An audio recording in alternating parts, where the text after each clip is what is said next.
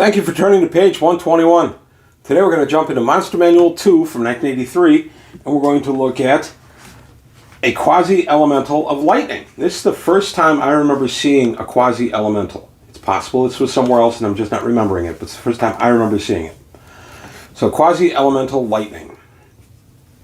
Number appearing 1, Armor Class 2, 18-inch move plus special, 6, 9, or 12 dice, that's explained below. 1 attack, 1 to 6 plus 1 point per hit dice, so if it's a 12-sided or 12 dice creature, it's 1 to 6 plus 12. Special attacks, see below. Special defenses, see below. Magic resistance, see below. Low intelligence, neutral, with chaotic leanings for its alignment, and it is small. Creatures of this sort inhabit the elemental planes of air and the positive material plane. They are rare even in those places. During a great lightning storm on the material plane, large numbers of lightning quasi-elementals will sometimes gather. During such violent thunderstorms, the creatures feed and reproduce.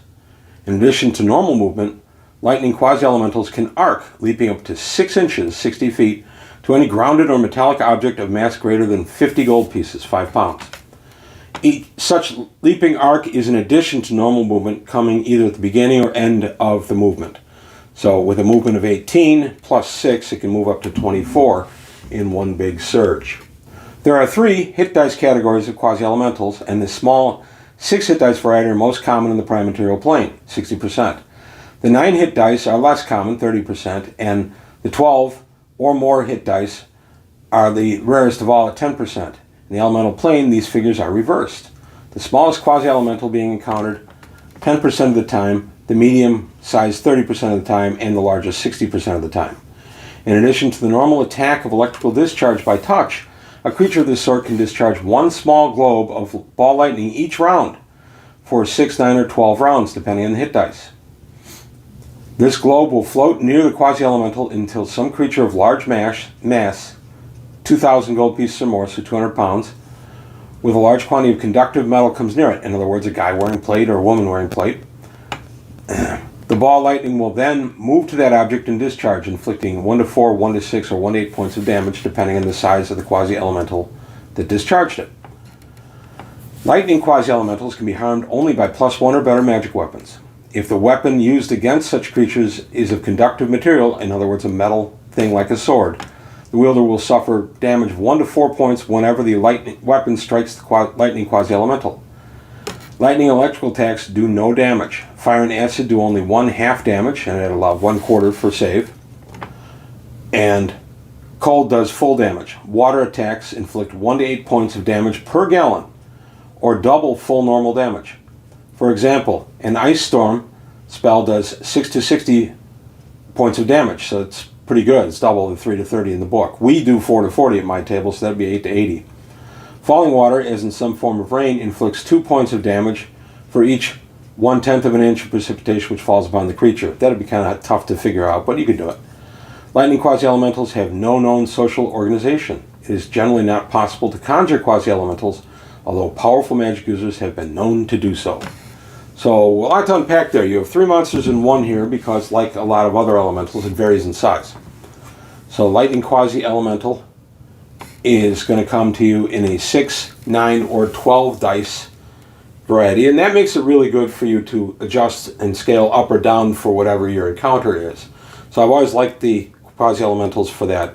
Anyway, it also confuses the players when you just have a little ball of energy just sitting there and suddenly it lashes out at them or moves toward them and it detaches a ball of lightning on its own. Sometimes players think they're fighting 2 of these creatures, which can be really fun, especially if you have 2 or 3 out there.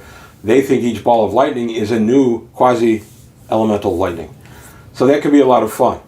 They're good to have for your big bad evil guy. Big bad evil guy has summoned it up. He's been keeping it ready to go. The player characters burst in. Haha, we're here. Time to taste your defeat. He says, haha, meet my friend. And then the quasi-elemental, lightning elemental goes up and does its thing. So they can be used like that. They can be random encounters, which I've used them for.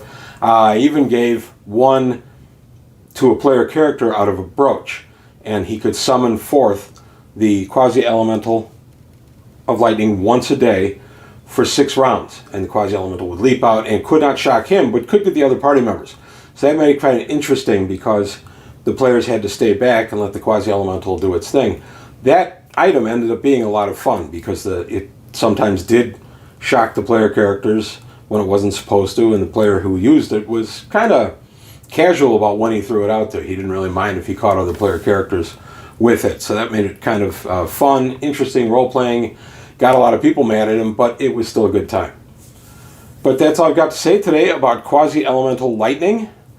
I like these monsters. They're a lot of fun, and they can add a little surprise to your encounters. And like I say, they work very well as a companion to a big bad evil guy. You could even probably give one slightly higher intelligence and have it actively working, maybe as a big bad evil guy in some situation. But that's all I've got today on page 121. I want to thank you for your time. Thanks for watching.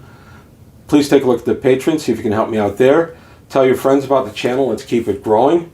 Like and subscribe if you enjoyed the video. And that's it for today on page 121. Thanks, and I'll see you next time.